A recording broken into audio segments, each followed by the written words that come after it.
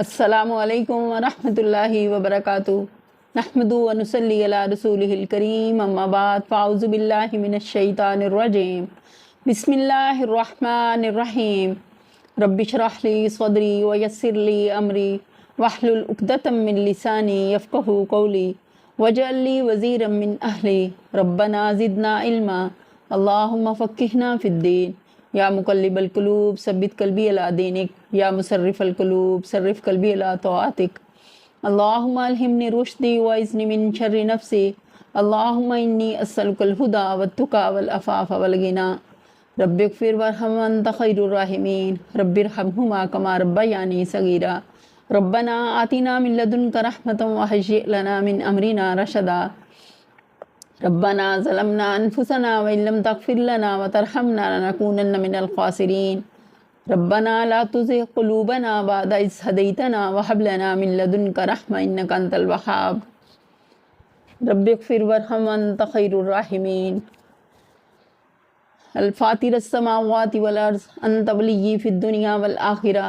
توفنی مسلما والحقنی بالصالحین اللہم ارنا الحق حقا وارزقنا اتباعہ وارنا الباطل باطلا وارزقنا اجتنابہ اللہم لا سہل الا ما جعلتہ سہلا وانت تجعل الحزن سہلا اذا شئت اللہم آنس وحشتی فی قبری اللہم ارحمنی بالقرآن العظیم واجعلہ لی اماما ونورا وہدا ورحمہ اللہم ذکرنی منہ ما نسیت وعلمنی منہ ما جہلت وارزقنی تلاوتہ آناء اللیل وآناء النہار واجعلہ لی حجتا یا رب العالمین آمین ثم آمین یا رب العالمین۔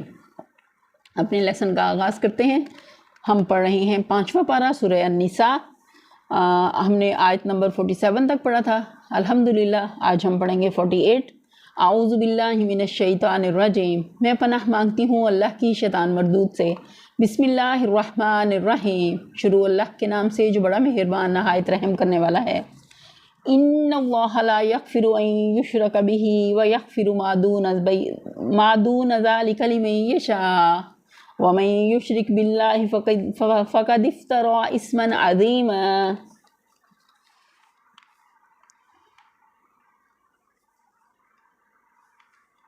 ہاں جی، ان اللہ بے شک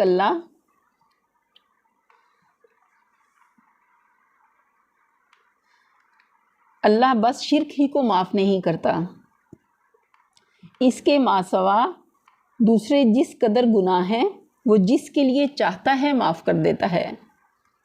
اللہ کے ساتھ جس نے کسی اور کو شریک ٹھہرایا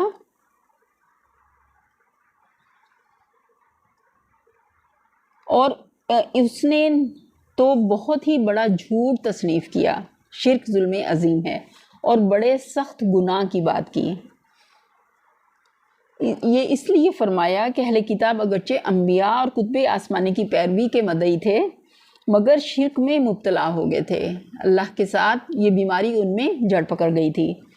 پھر ہے اس کا مطلب یہ نہیں ہے کہ آدمی بس شرک نہ کرے باقی دوسرے گناہ دل کھول کر کرتا رہے، بلکہ دراصل اس سے یہ بات ذہن نشین کرانی ہے، مقصود ہے کہ شرک جس کو ان لوگوں نے بہت معمولی چیز سمجھ رکھا تھا تمام گناہوں سے بڑا گناہ ہے، حتیٰ کہ اور گناہوں کی معافی تو ممکن ہے مگر یہ ایسا گناہ ہے کہ معاف نہیں کیا جا سکتا۔ علماء و یہود شریعت کے چھوٹے چھوٹے احکام کا تو بڑا اہتمام کرتے تھے، بلکہ ان کا سارا وقت ان جزیات کی ناپ تول ہی میں گزرتا تھا جو ان کے فقیہوں نے استنباط کر کے نکالے تھے، مگر شرک ان کی نگاہ میں ایسا ہلکا فعل تھا کہ نہ خود اس سے بچنے کی فکر کرتے تھے اور نہ اپنی قوم کو مشرکانہ خیالات اور اعمال سے بچانے کی کوشش کرتے تھے، اور نہ مشرکین کی دوستی اور حمایت ہی میں انہیں کوئی مذائقہ نظر آتا تھا۔ یہ ان کی بہت بڑی بیماری تھی جس کا اللہ نے یہاں ذکر فرمایا۔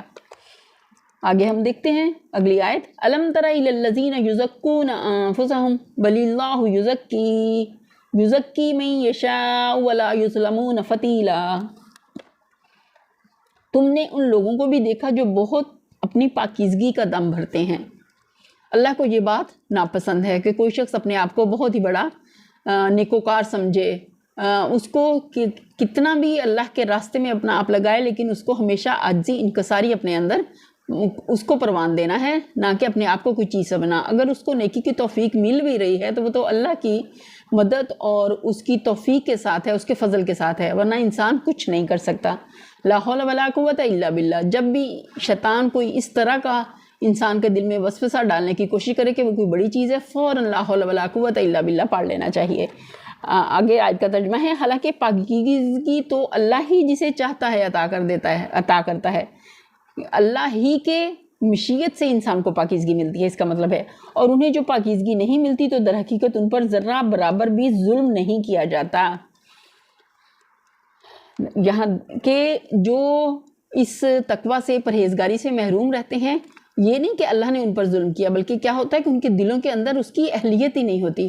برائیاں کر کر کے ان کا دل ایسا کہ جیسے ایک برائی سے ایک نقطہ سیاہ پڑتا ہے، لیکن جب انسان مسلسل توبہ نہیں کرتا اور مسلسل گناہوں میں اپنے آپ کو مبتلا رکھتا ہے تو پورا دل سیاہ ہو جاتا ہے، اس کے دل سے حق کی استطاعت یا لینے کی وہ بالکل ختم ہو جاتی ہے۔ تو اللہ ہمیں ایسے نقصان سے بچائے۔ اے باری تعالیٰ تو ہر حال میں ہمیں تھام کے رکھنا، ہمارے قدموں کو استقامت دینا نیکی کے راستے میں اور اپنی رضا کے کاموں میں، ہمیں صراط مستقیم پر جمائے رکھنا اس حال میں کہ ہم تجھ سے ملاقات کریں۔ اے باری تعالیٰ موت کی بے ہوشیوں میں بھی ہماری مدد فرمانا، اس وقت میں جب کوئی ہمارے ساتھ نہ ہوگا، اے اللہ تو اس وقت میں ہماری حالت کو جانتا ہوگا، اس وقت میں ہماری زبانوں پہ کلمہ جاری کر دینا، ہمیں سعادت کی زندگی اور شہادت کی موت دینا۔ یہ ہمیں دعائیں اپنی دعاؤں میں خاص طور پر مانگتے رہنا چاہیے کہ موت کی بے ہوشی میں، موت کی تکلیف میں کیا ہوتا ہے کہ اس وقت میں شیطان نہ اچکلے، وہ تو آخری دم تک انسان کے ساتھ کوشش میں لگا ہوا ہے، اور اس نے قسم کھائی تھی کہ اللہ میں اس وقت تک تیرے بندوں کو بہکاؤں گا جب تک کہ ان کا سانس باقی ہے دنیا میں، ان کا جب تک قیام ہے میں ان کو بہکاتا رہوں گا۔ تو اللہ نے بھی اپنے غضب اور جلال کی قسم کھائی تھی کہ میں جب تک وہ توبہ کرتے رہیں گے میں ان کو بخشتا رہوں گا۔ یہ اللہ کی رحمت ہے۔ آگے دیکھتے ہیں، انظر کیف یفترون علی اللہ الکذب وکفی بہ اسما مبینا۔ دیکھو تو صحیح، یہ اللہ پر بھی جھوٹے افطرا گھڑنے سے نہیں چوکتے، اور ان کے صریحاً گناہ گار ہونے کے لیے یہی ایک گناہ کافی ہے کہ اللہ پر بھی جھوٹ باندھتے ہیں۔ لوگوں کا آپس میں ایک دوسرے پر جھوٹ باندھنا اتنا بڑا گناہ نہیں جتنا اللہ کے اوپر جھوٹ باندھنا، تو وہ اس میں بھی نہیں چوکتے تھے، اور ایسی ایسی باتیں دین میں نہیں نکالنی انہوں نے، اور جو اللہ کے احکامات نہیں تھے، کہ لوگوں کے سامنے اللہ کی آیات کو توڑ مروڑ کر اس طرح پیش کرتے تھے گویا وہ اللہ کی کتاب میں سے ہے۔ یہ علماء سو جو تھے یہودیوں کے، ان کے بارے میں اللہ تعالیٰ نے وضاحت فرمائی۔ اگلی آیت ہے، الم تر الی الذین اوتوا نصیبا من الکتاب یؤمنون بالجبت والطاغوت ویقولون للذین کفروا ہؤلاء اہدی من الذین آمنوا سبیلا۔ کیا تم نے ان لوگوں کو نہیں دیکھا جنہیں کتاب کے علم میں سے کچھ حصہ دیا گیا، اور ان کا حال یہ ہے کہ جبت اور طاغوت کو مانتے ہیں، اور کافروں کے متعلق کہتے ہیں کہ ایمان والوں میں سے تو یہی زیادہ صحیح راستے پر ہیں۔ جبت کے اصل معنی کیا ہے؟ بے حقیقت، بے اصل اور بے فائدہ چیز کے۔ اسلام کی زبان میں جادو، کہانت، فالگیری، ٹونے ٹوٹکے، شگون اور تمام دوسری وہمی خیالی باتوں کو جبت سے تعبیر کیا گیا ہے۔ چنانچہ حدیث میں آیا ہے، یعنی جانوروں کی آوازوں سے فال لینا، زمین پر جانوروں کے نشانات قدم سے شگون لینا اور فالگیری کے دوسرے طریقے سب جبت کی قبیل سے ہیں۔ پس جبت کا مفہوم وہی ہے جسے ہم اردو زبان میں اوہام کہتے ہیں، وہم کہتے ہیں۔ اس کی مزید تشریح سورہ بقرہ میں بھی ہوئی ہے، وہاں ہم دیکھتے ہیں، سورہ بقرہ کا حاشیہ ہے 286۔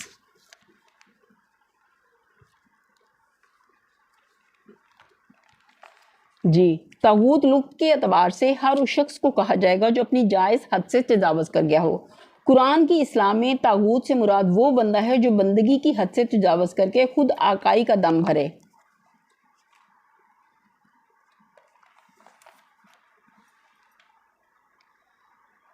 اور خدا کے بندوں سے اپنی بندگی کرائے۔ دیکھیں کتنا بڑا گناہ ہے۔ خدا کے مقابلے میں ایک بندے کی سرکشی کے 3 مرتبے ہیں۔ پہلا مرتبہ یہ ہے کہ بندہ اصولاً اس کی فرمانبرداری ہی کو حق مانے مگر عملاً اس کے احکام کی خلاف ورزی کرے، اس کا نام فسق ہے۔ اور دوسرا مرتبہ یہ ہے کہ وہ اس کی فرمانبرداری سے اصولاً منحرف ہو کر یا تو خود مختار بن جائے یا اس کے سوا کسی اور کی بندگی کرنے لگے، یہ کفر ہے۔ تیسرا مرتبہ یہ ہے کہ وہ مالک سے باغی ہو کر اس کے ملک اور اس کی رعیت میں خود اپنا حکم چلانے لگے۔ اس آخری مرتبے پر جو بندہ پہنچے اسی کا نام طاغوت ہے، اور کوئی شخص صحیح معنوں میں اللہ کا مومن نہیں ہو سکتا جب تک کہ وہ اس طاغوت کا انکاری نہ ہو، منکر نہ ہو۔ پھر ہے تاریکیوں سے مراد جہالت کی تاریکیاں ہیں، جن میں بھٹک کر انسان اپنی فلاح و سعادت کی راہ سے دور نکل جاتا ہے اور حقیقت کے خلاف چل کر اپنی تمام قوتوں اور کوششوں کو غلط راستوں میں صرف کرنے لگتا ہے۔ اور نور سے مراد علم حق ہے، قرآن کی روشنی ہے، جس کی روشنی میں انسان اپنی اور کائنات کی حقیقت اور اپنی زندگی کے مقصد کو صاف صاف دیکھ کر علی وجل بصیرت ایک صحیح راہ عمل پر گامزن ہوتا ہے۔ پھر طاغوت یہاں طواغیت کے معنی میں استعمال کیا گیا ہے، یعنی اللہ سے منہ موڑ کر انسان ایک ہی طاغوت کے چنگل میں نہیں پھنستا بلکہ بہت سے طواغیت اس پر مسلط ہو جاتے ہیں۔ ایک طاغوت تو شیطان ہے جو اس کے سامنے نت نئی جھوٹی ترغیبات کا سدا بہار سبز باغ پیش کرتا ہے۔ دوسرا طاغوت آدمی کا اپنا نفس ہے جو اسے جذبات و خواہشات کا غلام بنا کر زندگی کے ٹیڑھے میڑھے راستوں میں کھینچے لیے پھرتا ہے۔ ہمیں نبی صلی اللہ علیہ وسلم نے دعا سکھائی ہے، اللہم رحمتک ارجو فلا تکلنی الی نفسی طرفۃ عین، نے اللہ ایک لمحے کے لیے بھی ہمیں ہمارے نفس کے حوالے نہ کرنا۔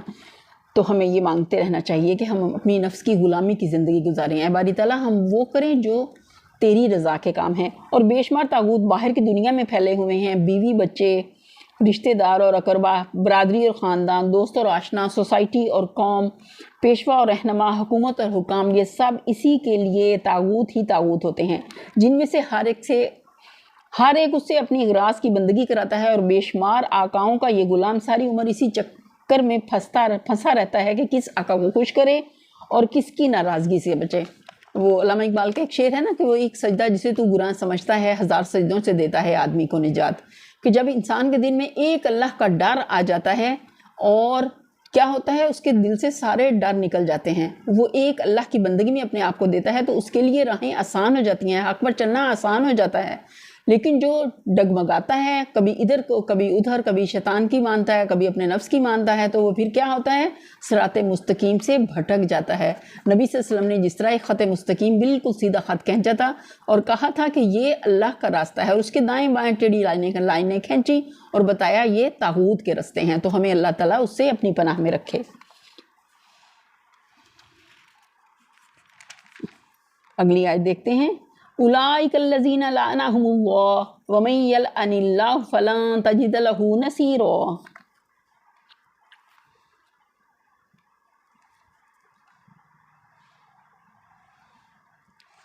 پچھلی آیت میں تھوڑی سی وضاحت اور میں کر دوں، علماء یہود کی جو ہٹ درمی یہاں تک پہنچ گئی تھی کہ جو محمد صلی اللہ علیہ وسلم پر ایمان لائے تھے ان کو وہ مشرکین عرب کی بنسبت زیادہ گمراہ قرار دیتے تھے اور کہتے تھے کہ ان سے تو یہ مشرکین ہی زیادہ راہ راست پر ہیں۔ دیکھیں کیسے عقل کے اندھے تھے کہ مشرکین کو حق پر سمجھتے تھے اور نعوذ باللہ نبی صلی اللہ علیہ وسلم ان کے فالوور جو صحابہ کرام تھے ان کو وہ کیا کہتے تھے کہ ان سے مشرکین بہتر ہیں، حالانکہ وہ صریح طور پر دیکھ رہے تھے کہ ایک طرف خالص توحید ہے جس میں شرک کا شائبہ تک نہیں، اور دوسری طرف صریح بت پرستی ہے جس کی مذمت سے ساری بائبل بھری پڑی ہے۔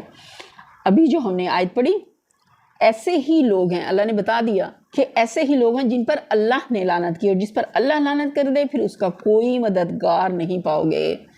اللہ اپنے غضب سے ہمیں اپنی پناہ میں رکھے۔ ہم اللہ سے اس کی رحمت اور اس کا فضل مانگتے ہیں۔ جن لوگوں پر اللہ تعالیٰ نے بتا دیا کہ یہود کی جو ہٹ درمی تھی، جو مشرکین کو حق پر سمجھتے تھے اور نعوذ باللہ نبی صلی اللہ علیہ وسلم اور ان کے فالورزوں کو کیا کہتے تھے کہ وہ ان سے کمتر ہیں، جہاں ان کو پہچان نہیں تھی کہ ایک طرف توحید ہے اور دوسری طرف شرک ہے، اور وہ ان کو مشرک نبی صلی اللہ علیہ وسلم سے نعوذ باللہ بہتر لگتے تھے۔ ان کی کم عقلی کہہ لیں، عقل کے اندھے کہہ لیں کہ وہ حق کو پہچاننے کی ان کے اندر صلاحیت ہی ختم ہو گئی تھی۔ اگلی آیت ہے، ام لہم نصیب من الملک فاذا لا یأتون الناس نکیرا۔ کیا حکومت میں ان کا کوئی حصہ ہے؟ اللہ تعالیٰ ان سے پوچھ رہے ہیں، سوال کر رہے ہیں۔ اگر ایسا ہوتا تو یہ دوسروں کو تو ایک پھوٹی کوڑی تک نہ دیتے۔ یعنی کیا خدا کی حکومت کا کوئی حصہ ان کے قبضے میں ہے کہ یہ فیصلہ کرنے چلے ہیں کہ کون برسر ہدایت ہے اور کون نہیں ہے؟ اگر ایسا ہوتا تو ان کے ہاتھوں دوسروں کو ایک پھوٹی کوڑی بھی نصیب نہ ہوتی، کیونکہ ان کے دل تو اتنے چھوٹے ہیں کہ ان سے حق کا اعتراف تک نہیں ہو سکتا۔ دوسرا مطلب یہ بھی ہو سکتا ہے کہ کیا ان کے پاس کسی ملک کی حکومت ہے کہ اس میں دوسرے لوگ حصہ بٹانا چاہتے ہیں اور یہ انہیں اس میں سے کچھ نہیں دینا چاہتے۔ یہاں تو محض اعتراف حق کا سوال درپیش ہے اور اس میں بھی یہ بخل سے کام لے رہے ہیں۔ اگلی آیت ہے ام یحسدون الناس علی ما آتاہم اللہ من فضل فقد آتینا آل ابراہیم الکتاب والحکمت وآتیناہم ملکا عظیما۔ پھر کیا یہ دوسروں سے اس لیے حسد کرتے ہیں کہ اللہ نے انہیں اپنے فضل سے نواز دیا ہے؟ اگر یہ بات ہے تو انہیں معلوم ہو کہ ہم نے ابراہیم علیہ السلام کی اولاد کو کتاب اور حکمت عطا کی اور ملک عظیم بخش دیا۔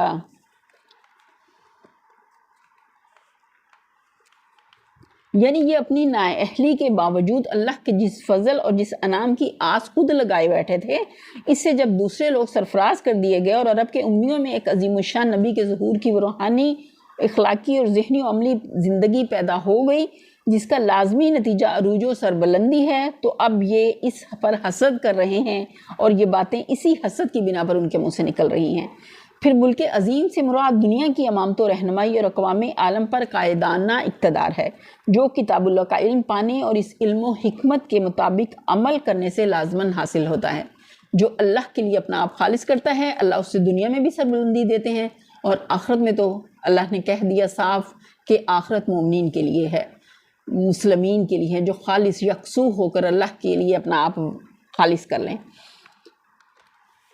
اگلی آیت ہے فَمِنْهُمْ مَنْ آمَنَ بِهِ وَمِنْهُمْ مَنْ صَدَّ عَنْهُ وَكَفَى بِجَهَنَّمَ سَعِيرًا۔ مگر ان میں سے کوئی اس پر ایمان لایا اور کوئی اس سے منہ موڑ گیا، اور منہ موڑنے والوں کے لیے تو بس جہنم ہی کی بھڑکتی ہوئی آگ ہی کافی ہے۔ یاد رہے کہ یہاں جواب بنی اسرائیل کی حاسدانہ باتوں کا دیا جا رہا ہے۔ اس جواب کا مطلب یہ ہے کہ تم لوگ آخر جلتے کس بات پر ہو؟ اللہ سے پوچھ رہے ہیں، تم بھی ابراہیم کی اولاد ہو اور یہ بنی اسماعیل بھی ابراہیم ہی کی اولاد ہیں۔ ابراہیم سے دنیا کی امامت کا جو وعدہ ہم نے کیا تھا وہ آل ابراہیم میں سے صرف ان لوگوں کے لیے تھا جو ہماری بھیجی ہوئی کتاب اور حکمت کی پیروی کریں۔ اللہ نے اصول دے دیا تھا کہ جو نیکوکار ہوں گے ان میں یہ چیز آئے گی، ابراہیم کی اولاد میں سے بھی۔ اللہ ان سے پوچھنے کا پابند نہیں تھا کہ اللہ اپنی نبوت یا امامت، دنیا کی امامت کس کو دے۔ جب بنی اسرائیل کو اللہ تعالیٰ نے بہت سارے انبیاء بھیجے، لیکن انہوں نے اللہ کی عبادت کو چھوڑ کر اس میں جیسے بہت سارے خود ساختہ اپنے سے گھڑے ہوئے انہوں نے اس میں احکامات شامل کر لیے، لوگوں کو غلط گائیڈ کرنے لگے اور شرک میں مبتلا ہو گئے، تو اللہ تعالیٰ نے ان سے یہ منصب چھین لیا اور بنی اسماعیل میں سے نبی صلی اللہ علیہ وسلم کو اٹھایا۔ یہ کتاب اور حکمت پہلے ہم نے تمہارے پاس بھیجی تھی، اللہ نے صاف بتا رہے ہیں، مگر تمہاری اپنی نالائکی تھی کہ تم اس سے منہ موڑ گئے۔ اب وہی چیز جو ہم نے بنی اسماعیل کو دے دی ہے، اور یہ ان کی خوش نصیبی ہے کہ وہ اس پر ایمان لے آئے ہیں۔ اللہ تعالیٰ ہمیں ان خوش نصیب بندوں میں شامل کرے۔ اگلی آیت دیکھتے ہیں، ان الذین کفروا بآیاتنا سوف نصلیہم نارا کلما نضجت جلودہم بدلناہم جلودا غیرہا لیذوقوا العذاب ان اللہ کان عزیزا حکیما۔ جن لوگوں نے ہماری آیت کو ماننے سے انکار کر دیا انہیں بالیقین ہم آگ میں جھونکیں گے، اور جب ان کے بدل کی کھال گل جائے گی تو اس کی جگہ دوسری کھال پیدا کر دیں گے، نعوذ باللہ۔ اللہ ہمیں جہنم کی آگ سے بچا۔ ربنا اصرف عنا عذاب جہنم ان عذابها کان غراما انہا ساءت مستقرا و مقاما، تاکہ وہ خوب عذاب کا مزہ چکھیں۔ اللہم اجرنا من النار۔ اللہ بڑی قدرت رکھتا ہے، وہ اپنے فیصلوں کو عمل میں لانے کی حکمت خوب جانتا ہے۔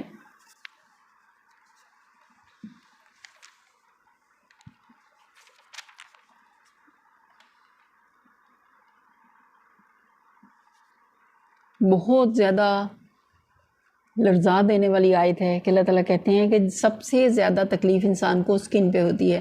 جب سکن جل جاتی ہے نا تو اس کی تکلیف میں تھوڑی کمی آ جاتی ہے، لیکن جہنم میں وہ بھی نہیں ہوگا کہ اللہ تعالیٰ کہتے ہیں جب کھالیں پک جائیں گی تو ہم ان کی جگہ نئی کھال چڑھا دیں گے، اور انسان جہنم میں جل جل کے اتنے موٹے ہو جائیں گے کہ ہماری سوچ سے بھی کہیں زیادہ، کہ حدیث میں آتا ہے، نبی صلی اللہ علیہ وسلم نے بتایا کہ کان کی لو سے کندھے تک کا فاصلہ 700 میل کی مسافت، اتنے موٹے ہو جائیں گے ہم تصور نہیں کر سکتے۔ اللہ تعالیٰ تو ہمیں جہنم کی عذاب سے بچا۔ ہم سے تو دنیا کی آگ گرمی برداشت نہیں ہوتی، کہاں جہنم میں جلنا۔ دنیا کی آگ جو 70-69 درجے ہلکی ہے، ہم اس سے لاپرواہ نہیں ہو سکتے، بے پرواہ نہیں ہو سکتے کہ ہمیں اس کی تپش فیل نہ ہو۔ ہمیں تو مار دینے کے لیے وہی کافی ہے، کہاں جہنم کی آگ جو 70 گنا 69 درجے اس سے زیادہ تیز ہے۔ اللہ تو ہمیں اس سے اپنی امان میں رکھنا۔ اگلی آیت دیکھتے ہیں، والذین آمنوا وعملوا الصالحات سندخلهم جنات تجری من تحتها الانہار خالدین فیہا ابدا لهم فیہا ازواج مطہرۃ وندخلهم ظلا ذلیلا۔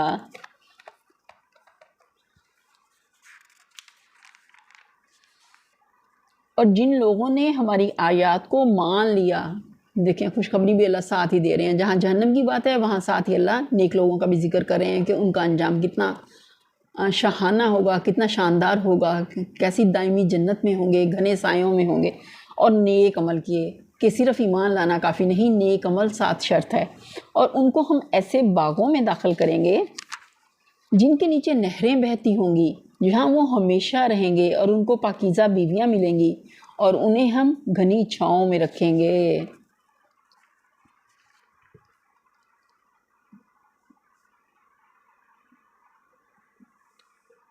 اگلی آیت ہے، ان اللہ یأمرکم ان تؤدوا الامانات الی اہلہا واذا حکمتم بین الناس ان تحکموا بالعدل ان اللہ نعم ما یعظکم بہ ان اللہ کان سمیعا بصیرا۔ مسلمانوں، اللہ تمہیں حکم دیتا ہے۔ دیکھیں آیت کا انداز کیسا ہے کہ اللہ حکم دے رہے ہیں، نافرمانی کی کوئی گنجائش نہیں، اپنی مرضی کرنے کا کوئی یہاں پہ ہے ہی نہیں کہ کوئی موقع ہو کہ ہم اپنی مرضیاں کر سکیں۔ اگر ہم مسلمان ہیں تو ہم اللہ کے حکم کے پابند ہیں۔ ہمارا قیامت تک کے لیے، ہماری وفات تک کے لیے ہمارا روزہ ہے۔ کیسے کہ ہمارے آنکھ دیکھ سکتی ہے لیکن ہم نے وہ دیکھنا ہے جو حلال ہے، ہمارے کان سن سکتے ہیں لیکن انہیں وہ سنوانا ہے جو حلال ہے، زبان بول سکتی ہے لیکن وہ بولنا ہے جو حق ہے۔ تو اللہ تعالیٰ کہتے ہیں مسلمانوں، اللہ تمہیں حکم دیتا ہے کہ امانتیں اہل امانت کے سپرد کرو، اور جب لوگوں کے درمیان فیصلہ کرو تو عدل کے ساتھ کرو۔ اللہ تم کو نہایت عمدہ نصیحت کرتا ہے، اور یقیناً اللہ سب کچھ سنتا اور دیکھتا ہے۔ یعنی تم ان برائیوں سے بچے رہنا جن میں بنی اسرائیل مبتلا ہو گئے تھے۔ اللہ نے پہلے سے وارن کر دیا۔ بنی اسرائیل کی بنیادی غلطیوں میں سے ایک یہ تھی کہ انہوں نے اپنے انحطاط کے زمانے میں امانتیں یعنی ذمہ داری کے منصب اور مذہبی پیشوائی اور قومی سرداری کے مرتبے ایسے لوگوں کو دینے شروع کر دیے جو نااہل، کمظرف، بد اخلاق، بد دیانت اور بدکار تھے۔ نتیجہ یہ ہوا کہ برے لوگوں کی قیادت میں ساری قوم خراب ہوتی چلی گئی۔ مسلمانوں کو ہدایت کی جا رہی ہے کہ تم ایسا نہ کرنا، بلکہ امانتیں ان لوگوں کے سپرد کرنا جو ان کے اہل ہوں، یعنی جن میں بار امانت اٹھانے کی صلاحیت ہو۔ بنی اسرائیل کی دوسری بڑی کمزوری یہ تھی کہ وہ انصاف کی روح سے بالکل خالی ہو گئے تھے۔